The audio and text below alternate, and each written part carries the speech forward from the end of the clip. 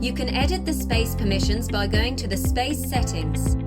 From there, you can grant permissions for this space to all the members of a group or to individual users, regardless of which groups they are a member of.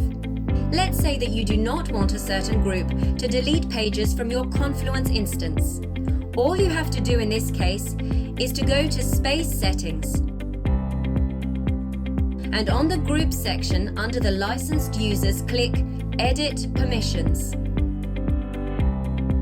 Now you can select which permissions you are going to grant and to which groups.